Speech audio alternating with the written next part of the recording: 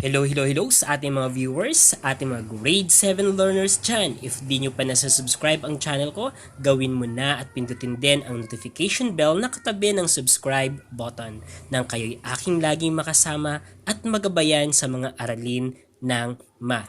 So sa oras na to, sa araw na to, ay tatalakayin natin ang classification of triangles according to sides and according to angle. So, una ay mag-focus tayo sa according to sides. Okay, so sides muna tayo. So, ibig sabihin, ang susuriin natin dito ay ang sides ng triangle na meron tayo. Okay, so eto ginawa ko na yung mga triangle na to at nasa actual measurement ito. So, yung unang figure, so eto, so kung papansinin natin, so meron siyang 2 centimeters. Okay. 3 centimeters, and then so ito ay 4.5 centimeters ito eh. So 2, 3, and 4.5 centimeters. So anong napansin nyo sa mga sides ng triangle na ito? Magkakapareho ba ang kanilang haba? Meron bang magkapareho ang haba? Wala. So itong triangle na to ay ang tinatawag nating scalene triangle. Pag sinabi nating scalene triangle, so no sides congruent. Okay, no sides congruent. So ibig sabihin walang congruent sa tatlong haba ng sides na yon. So, yan ay tatawagin nating scalene triangle. Okay, punta naman tayo dito sa pangalawang figure natin. So, etong pangalawang figure natin, notice, eto ay 4 centimeters, eto ay 4 centimeters din, eto ay 3 centimeters. Anong napansin nyo sa haba ng sides ng triangle natin sa pangalawang figure? Okay, mapapansin natin na yung dalawa ay magkapareho ang haba. Ano po? So kapag ang dalawa ay magkapareho ang haba sa isang triangle, ibig sabihin ang tawag sa kanya ay isosceles triangle. Pag sinabi nating isosceles triangle, two sides are congruent. Okay, so two sides are congruent. So yan lamang ang titignan natin, ang susuriin natin para masabi na siya isang isosceles triangle. Okay, next ay yung pangatlong figure natin. So ang pangatlong figure natin, kung titignan natin, so ito ay 3 centimeters, ito ay 3 centimeters din, ito ay 3 centimeters din. So yun yung sukat ng kanyang sides. So anong napansin nyo sa tatlong sides ng triangle na ito? So mapapansin natin na pare-pareho ang haba ng tatlong sides ng triangle na to. At pag yung tatlong yon ay magkakapareho ang haba, ang tawag sa kanya ay equilateral triangle.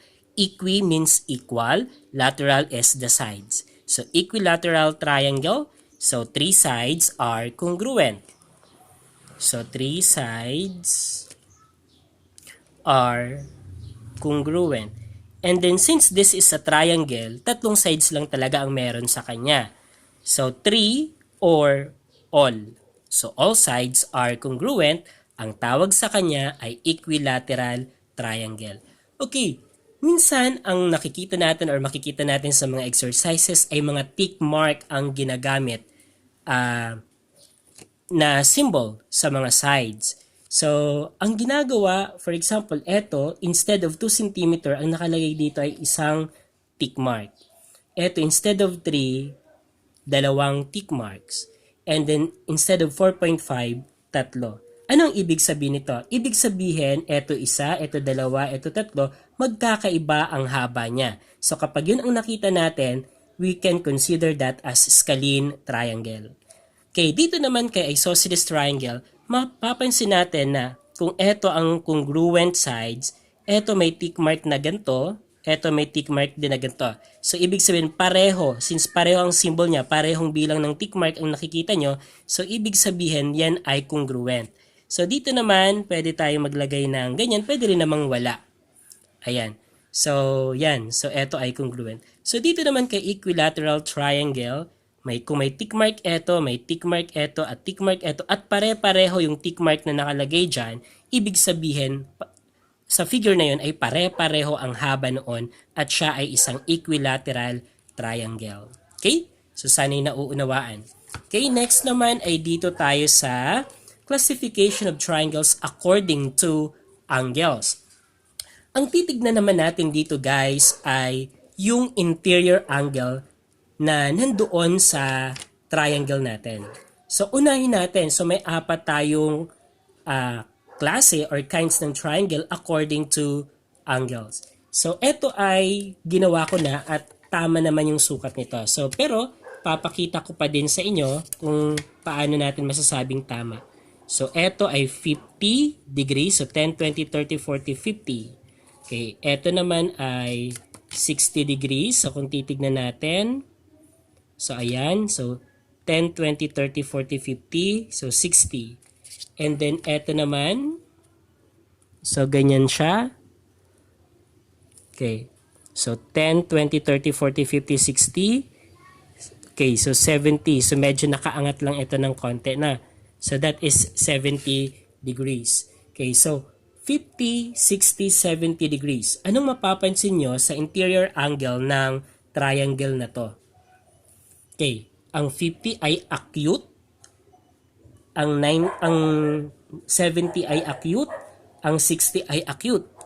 Kasi less than 90 sila, no? So mababa sa 90, mababa sa 90 degrees, mababa sa 90 degrees. So yung tatlo ay acute angles, kaya ang pangalan ng triangle na to ay acute triangle. So ang description niya ay it has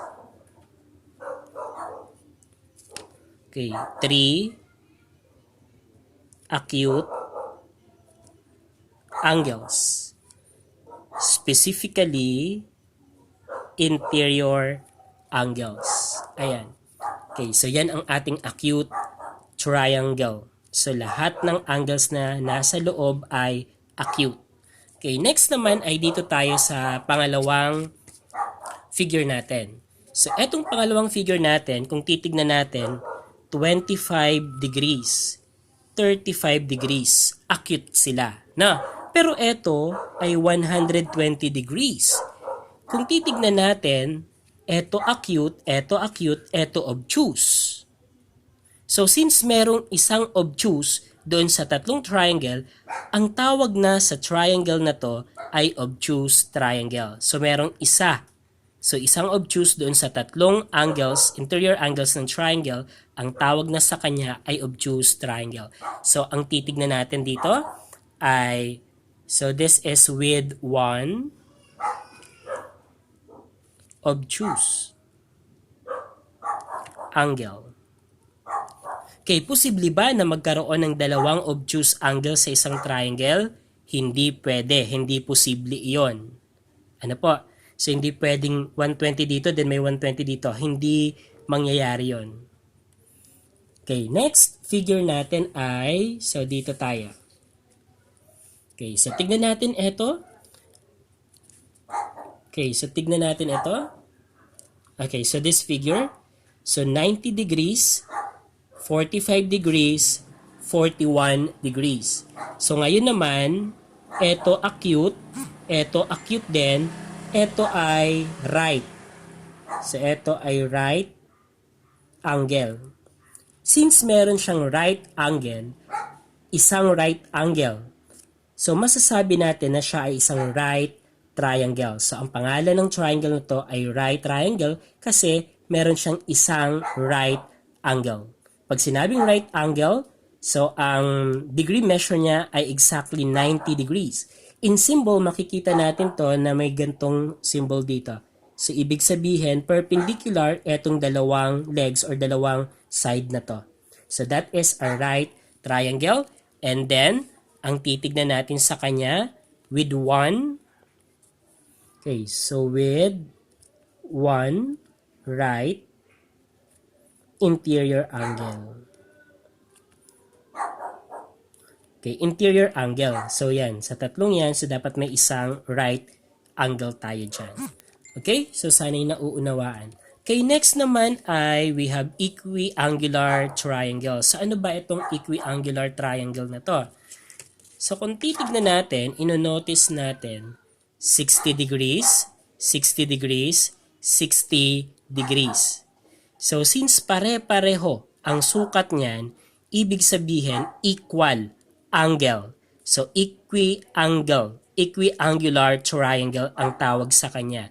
At pag isang klase lang itong equilateral triangle na to, talagang 60, 60, 60 lang yan. Hindi pwedeng hindi 60 degrees yan. Kasi kung titignan natin, ang sum of the interior angle ng isang triangle ay 180.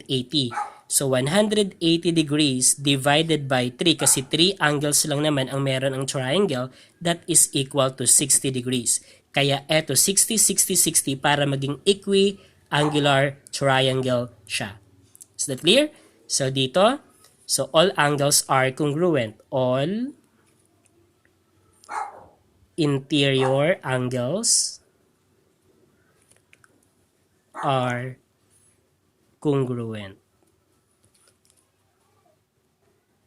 Ngayon naman ay dako tayo dito. So gamitin natin yung dating mga figures pa rin pero may mga binura akong measure ng interior angle.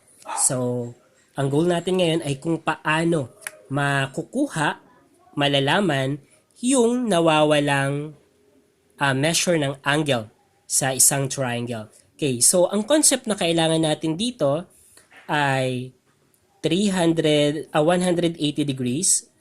So the sum of interior angles of a triangle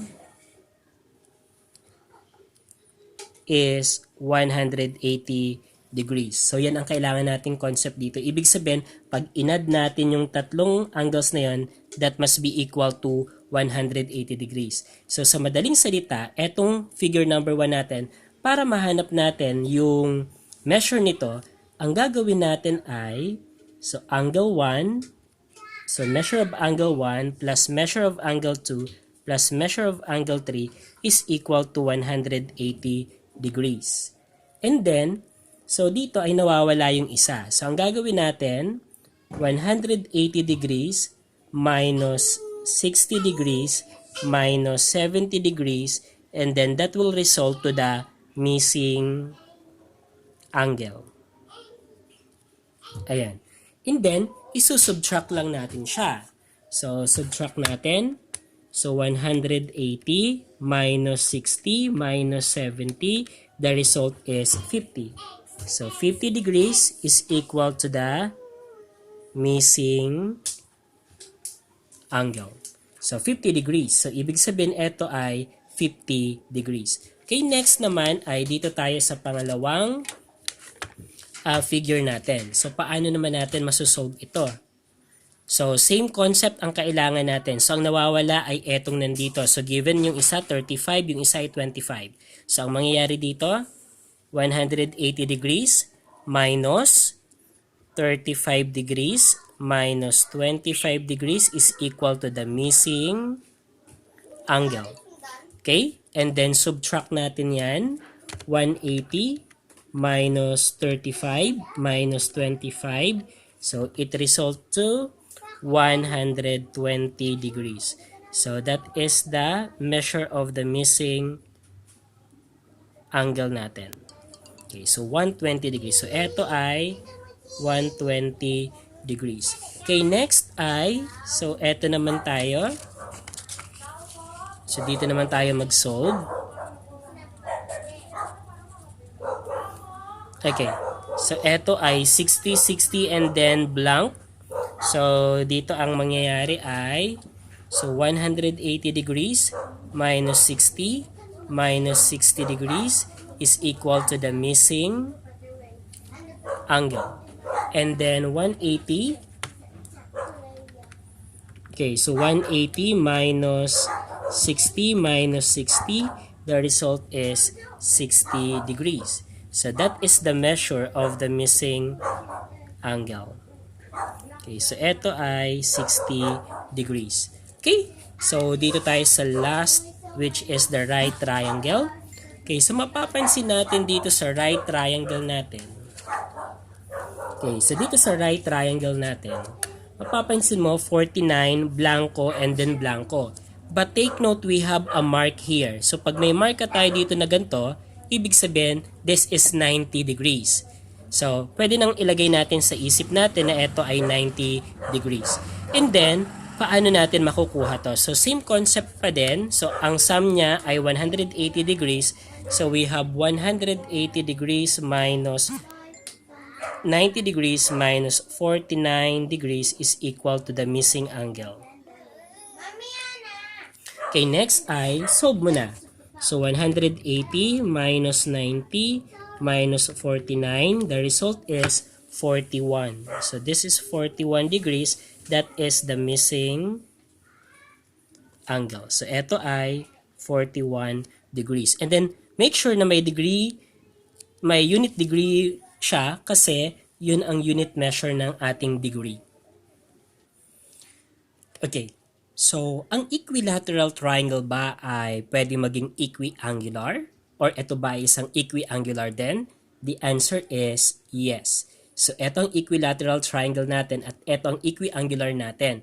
So etong dalawang to ay equilateral at the same time equiangular. Etong 3 cm, 3 cm, 3 cm, kapag yan ay pare-pareho, ibig sabihin din, etong angle na to, saka yung angle na to, saka yung angle na to, ay pare-pareho din ang laki.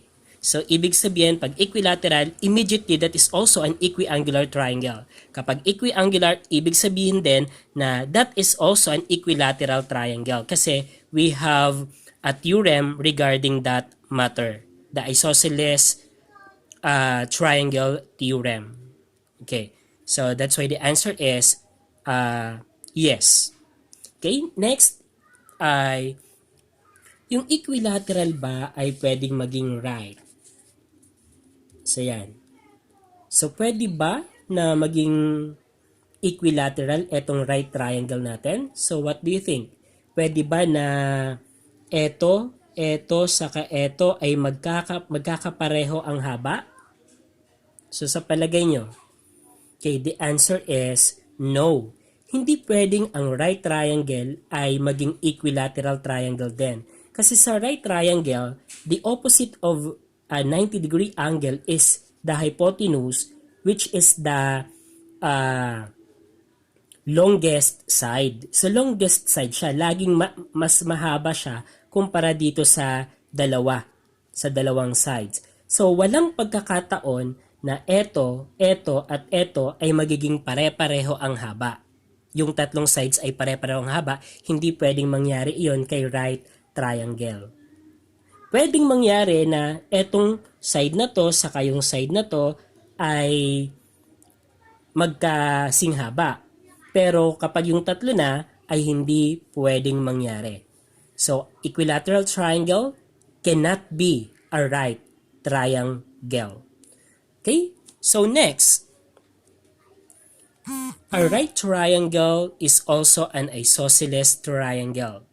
So, ito daw ba ay pwedeng maging isosceles triangle? So, pwede ba ito maging isosceles triangle? Ibig sabihin, etong dalawa ay maging pareho ang haba? So, ang sagot natin ay pwede.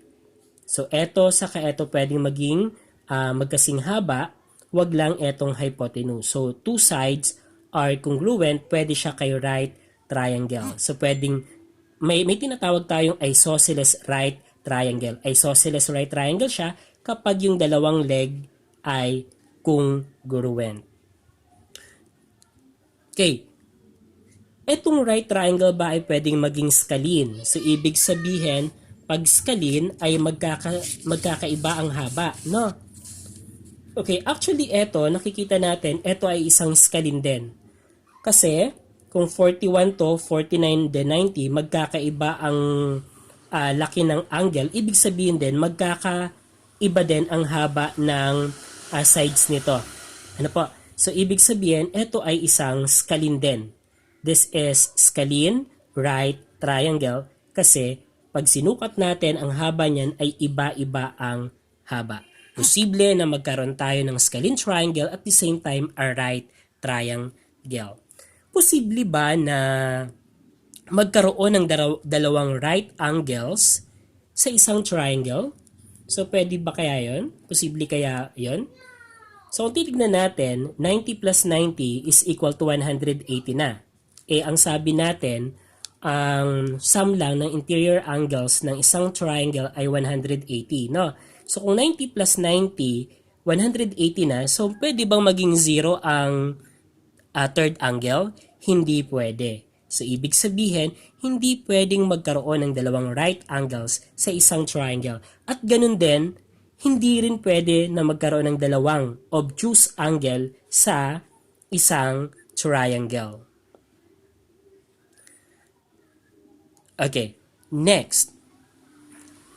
Ang isosceles triangle ba ay pwedeng magkaroon ng tatlong congruent sides? So, anong sagot nyo? Sa ibang definition ng isosceles triangle, at least 2 are congruent.